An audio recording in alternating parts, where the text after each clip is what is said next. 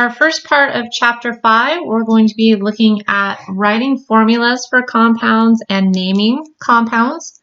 So a chemical compound can be identified by writing out the name or condensing it into what we call a chemical formula. So when we use a chemical formula, we use the symbols of the elements and subscripts, not including 1, to denote how many of the atoms that make up that compound. For example, the molecule made by bonding 1 carbon to 2 oxygen atoms is written as CO2, where again, when we have just one of that particular atom, we do not include any sort of subscript there. It's just automatically 1. And then since we have the 2 oxygens, we have the 2 here. So this symbol or this chemical formula with the symbols is denoting this compound here. So naming it involves a few different steps depending on the type of compound. So most of this we're going to talk about naming. Before we do that, I'm going to talk about the 2 types of compounds. Okay, so 2 types of compounds. So in this chapter here, chapter 5, we are going to be looking at ionic compounds. So this chapter primarily will look at ionic compounds. We'll do a little bit of what are called molecular compounds, but we're going to save those for the most part for chapter 10. So ionic compounds are held together through ionic bonds. So we have ionic bonds. So ionic bond is where we have something with a positive charge held together or attracted to something with a negative charge. And that force of attraction between them, that electrostatic attraction, that's our ionic bond. So that's the ionic bond that holds the ionic compound together, which again, we have something with a positive charge and something with a negative charge. So when we talk about ionic compounds, the species with the positive charge, that is called a cation. And the species with the negative charge, that is called the anion. So we have a cation and an anion that are held together through electrostatic charges. So we're also going to see as we move through this chapter that it is sometimes more complicated than just one cation and one anion. But for the most part, this is the picture for ionic bonding. So the second type, again, that we're not going to see really until chapter 10, molecular compounds. So molecular compounds are held together through covalent bonds. Okay, so you can kind of think of an ionic bond as a magnet. Okay, so an ionic bond would hold the plus and minus together, similar to the way magnets do. A covalent bond, this one is formed by sharing electrons between 2 different atoms. We can share different numbers of electrons. So you can think of this one as being held together with something like a spring. Okay, so ionic compounds, kind of like magnets, and molecular compounds are held together through little springs. Okay, so again, we'll talk about this type of compound in more detail in chapter 10, but for now, just sort of knowing kind of in general what these are. Also, we have kind of a mixture of ionic and molecular compounds. I'll kind of call this number 3. These are called polyatomic ions. So kind of a mixture of 2 and 3, these are called polyatomic ions. So you can kind of think of a polyatomic ion is a molecule. So again, this molecule with the covalent bonds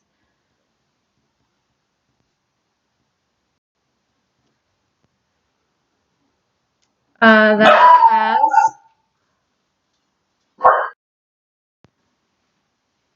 so start that again. A molecule, again, held together with covalent bonds that has a positive or negative charge. So the whole entire molecule will have a positive or a negative charge. And again, we'll talk about this in a little more detail in chapter 10 when we talk about molecular compounds. But it turns out when you make covalent bonds, you need kind of a magical number of electrons to do this sharing. So polyatomic ions form when, say, you need a little bit extra electrons to make those covalent bonds. Or for a positive polyatomic ion, if you kind of have a little too many and you need to shed some, then that's where we get molecules that have positive and negative charges. So in this chapter, we're going to treat them as though they are just a regular cation or anion. We're going to treat them exactly the same way we would do with any other. But we'll again see where this comes into play, where we get this positive and negative charge a little bit more into chapter 10. Okay, so looking at ionic compounds here, forming cations and anions, we're going to look at the periodic table here. So the periodic table, we talked about forming metals and nonmetals in chapter 4. So also with the periodic table, for the most part, or kind of actually, our metals are going to be cations. They're going to form our positive charges. And our nonmetals are going to be our anions. Okay, so on the periodic table, our metals are going to form positive charges and our nonmetals are going to form negative charges. Okay, so we also can get the charge of a metal based off of the family or group that it's in. So we learned that this first family here, these were our alkali metals. These form cations with a +1 charge. So our next are alkaline earth. So these ones here form metals with a +2 charge. Okay, keeping going, our group 3A. So our 3As, these ones form metals of +3. So after we sort of go into this area over here, we're starting to get into our nonmetals, and that's where we're going to start to form anions. Okay, so if we keep going for our next one, carbon here, just carbon, so I'll color that in. Not silicon or germanium or anything down here. Our only truly non-metal in this group is carbon. It will form a -4 charge if it does form an anion, which is kind of rare. Carbon will you won't see carbon very much doing this. So our next one, our two true nonmetals here are nitrogen and phosphorus. So these ones will form charges of, I'm going to go up here, -3. -3. Our next, we have oxygen, sulfur, and selenium. These ones will be -2. Then we have all of our halogens here, and these ones form charges of -1. Okay. So these ones here all only form ions of that particular charge. So we only have +1 and +2 here, only +3 here, and then again our carbon -4, nitrogen, phosphorus -3, -2, -1. Our noble gases, we're going to kind of talk about this in this chapter, are more in detail in chapters 9 and 10, but they have essentially the perfect arrangement of electrons, or the most stable arrangement of electrons. They don't form ions at all, and generally speaking, don't form a whole lot of molecules either. Okay, so there's a lot of the periodic table that's kind of blank here. For the most part, our transition metals are going to form ions of more than one type of charge. So I kind of put a sad face here. These ones, again, we're going to talk about this, generally form ions with multiple charges. So with our transition metals, turns out there's not just one stable arrangement of electrons. Sometimes there's many. And our sort of other metals here, like tin, antimony, bismuth, lead, all these in here, same thing. We're going to talk about those. These other metals here, they also can form cations with more than one charge. Okay, so I also want to look at two other in the transition metals. We encounter these quite a bit, and they also only form ions of one charge. That is zinc. Zinc will only form an ion with a +2 charge. And the next one is silver. Silver will only form an ion of +1 charge. So silver and zinc are our two main sort of exceptions for the transition metal rule. They only form ions of one particular charge, and we use these quite a bit. There are other ones in here that only form one ion charge, like scandium forms only +3, and if we look around, I don't know, cadmium forms +2 only, but zinc and silver are the only ones that you really need to know, because again, we see these quite a bit. Okay, so let's go back to our worksheet here and continue on. Okay, so type 1 metal cations is a metal that only forms one type of cation. So what groups on the periodic table have type 1 cations? So if we kind of go back, so our type 1 cations were all of these labeled here, this +1, this +2, and this +3. So group 1A, 2A, and 3A all form type 1 cations. Okay, so group 1A, 2A, and 3A. Okay, so those are our main ones. Two additional atoms that form type 1. So this was our zinc, which forms zinc 2+, and this is our silver that forms Ag+. So those are our two notable sort of exceptions that aren't in those groups 1A, 2A, and 3A that also form type 1.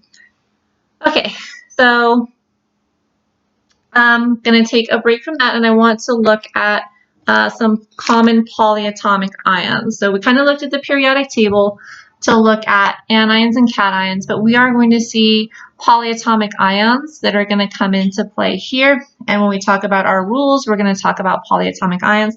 So I want to look at table 5.3 in your textbook. Okay, so 5.3. Hold on, let me fix the zoom here. There we go. So this is table 5.3 in your textbook, some common polyatomic ions. Okay, so this is a pretty good list of them. There's actually many hundreds more polyatomic ions, but I'm going to look at sort of the top ones that you should really know for this class. So a list of polyatomic ions. So this is in your book. This is also in your module. So it has the polyatomic ion name. Like, for example, we have acetate. Then it gives its formula, C2H3O2, and then it gives its charge above. So C2H3O2 minus is acetate. So again, this is a molecule. It's a molecule. It's held together through covalent bonds. But again, it has a negative charge. It just needed extra electrons to be able to bond all of those different atoms together. So the ones you're going to encounter the most are going to be acetate. So you should make some flashcards or whatever you need to do to memorize acetate. Next is carbonate. We're going to see that a lot. Hydrogen carbonate, which we normally just call bicarbonate, is another one we're going to see a lot. Hydroxide and nitrate. We're going to be looking at a lot of those. Chromate, dichromate sneak in there a little bit, but they're not quite as common. Next will be phosphates. Our really only positive one on this list is ammonium. Over on the other side, you'll see a little bit of the chlorates and perchlorates and stuff like that. They're not as common. Same with permanganate, not super common. Sulfate's common, and we'll encounter some cyanide as well. So these are the ones you're going to encounter the most. So probably by the end of the semester, just by using them over and over again, you're going to have those kind of memorized. When you go on to the next level in Chem 121, you're going to need to have all of these sort of committed to memory, plus a few additional ones that didn't even make the list. But for now, again, you're going to encounter these the most. And since you are learning, I do suggest having, say, for example, if you just download this from the module, or if you have this sort of table, the page where this is at in your book, kind of flagged so you can refer to this often while you're going through this chapter. Okay, so those are our polyatomic ions, and we'll see how they work when we start looking at naming and compounds and things like that. Okay, so going back to the notes. Okay, we're going to look at our first set of rules for naming what we call binary ionic compounds. So this means we're looking at essentially just sort of type 1 compounds here. So the first rule, the metal cation is always named first. And when we write out formulas, the metal also appears first in the formula. So it's named cation, then anion, and also in the formula, you're going to see cation, then anion there as well. Anions are named second with the suffix IDE. So if it's one of those elements like oxygen or nitrogen, we're going to end it in IDE. So it'd be like nitride or oxide. Polyatomic ions names are not changed. So we get to keep just the regular polyatomic ion name like sulfate or phosphate. When writing the formula, the subscripts are determined by finding the smallest full number ratio. So that's important. Smallest full number ratio so that the positive charge of the cations cancels the total negative charge of the anions and the entire compound is neutral. So we are only making neutral compounds here. So for example, we look at our zinc up here with the +2 charge. Whatever our anions are, have to cancel that out. So we would need to have a -2 total charge for our anions. Okay, so these are our 3 basic rules here. So let's do a couple of examples. Name and write the formula of the compound formed from calcium and from chlorine. So calcium and chlorine. Okay, let's look at our periodic table. Calcium is here. So calcium forms an ion with a +2 charge. So we have calcium, Ca2+. Let's look at chlorine. So chlorine is right here. So it forms an anion with a -1 charge. So we have Cl-.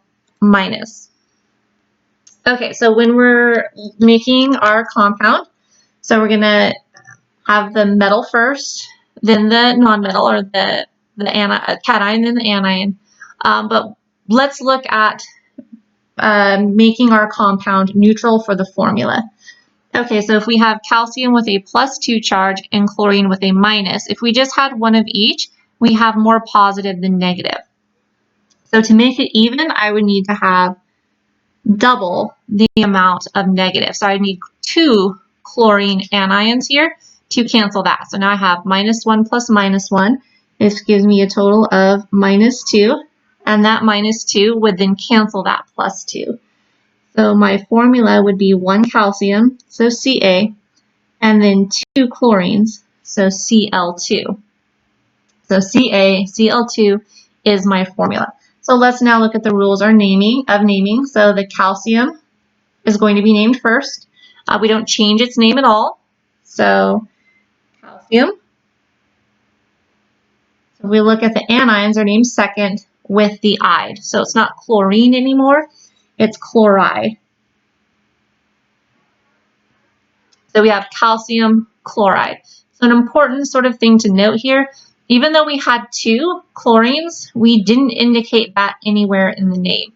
That's because there's only one way to make calcium chloride, and that's with 1 calcium and 2 chlorines based off of their charges and combining to form a neutral compound. So we don't have to indicate any sort of anything here to designate plus or minus or how many we have or anything like that. We just write out the calcium and then the chloride here. Okay, number 2, name and write the formula of the compound formed between aluminum and sulfate. So get our periodic table out. So aluminum is right here.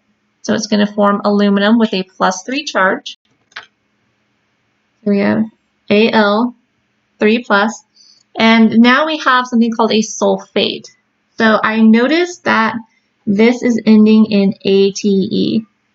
ATE should indicate that you have one of those polyatomic ions from that list there. So your elements are going to end in "ide." So we're going to change element names to the suffix "ide." So when you see "ides," you're generally looking for the element that's making an anion. When it ends in "ate" or "ite," so both of those, our polyatomic ions generally end in "ate" and "ite." So then you're looking at polyatomic. Okay, so we're looking at those endings, "ate" and "ite, that should scream to you polyatomic. Ending in "ide," you should be looking at your periodic table. Okay, so we look here. Sulfate was one of the ones that was highlighted here. So sulfate is SO4 2- from the chart. So we're going to have that. We're going to have SO4 2-. Okay, so we're going to treat this, even though it is kind of a little more complicated looking, we're going to treat this the same exact way we treated this chloride. It just happens to be this whole entire unit has the -2 charge. But we don't have to do anything with it. We don't have to separate anything out. We're just going to treat this whole unit the same way we treated this one atom here. Okay, so if we look at aluminum and we look at sulfate, we need to figure out a way to make these two neutral, so that the total positive and the total negative are the same. So up here it was easy. We could see that we just needed 2 of these to cancel this out. So this one is a little more tricky. We have a +3 and a -2. So we look, if we put another aluminum, we'd go from +3 to +6. If we added 2 more, we would go from +3 to 3, 6, 9, so on and so forth. So it increases by 3 each time. Sulfate is going to increase by 2. So if we added another one, we'd go from a total charge of -2 to -4, 6, 8, so on and so forth. So what we're looking for is the least common multiple between them, which turns out is going to be 6. So we're going to achieve this by getting a +6 charge here and a -6 charge here. That's how we're going to make this neutral. So to do that, we need 2 aluminums. And to do that over here, we need 3 sulfates. So now we have 2, 4, 6, -6, and we have 3 plus 3 gives us +6. So +6 and a -6, those would cancel each other out, make the compound neutral. So if we put that together, we're going to have Al, so there's 2 of them, so we'll have the subscript of 2. Whenever we have multiple of a polyatomic ion, we use parentheses. So we're going to put our SO4 in there, and then we count up how many we have, 1, 2, 3, and then we put our subscript at the end of the parentheses there. So again, we did the exact same thing, making it neutral, our formula, but with our polyatomic ions, we just put those in parentheses there. But it worked, or everything about it was, the same as we did up there. So now for the name, cation first, so that's aluminum. And then the sulfate, we just get to take our polyatomic ions and just write it out. So we have aluminum sulfate as our name here, where again, we didn't have to say that we had 2 or 3 or anything like that, because again, looking at their charges and how these form, there's only one way that we could make aluminum sulfate with a +2. With our +3 charges, we needed to have 2 of those, and with our -2 charges, we need to have 3 of those to make this compound neutral. Okay, so there's only one way to make aluminum sulfate, and that's what we have right here. Okay, so this will conclude the first part of this here, where we talked about some polyatomic ions, charges on the periodic table. So this is type 1. For the next, we'll continue on and go with part B here, and we'll start looking at type 2 metal cations.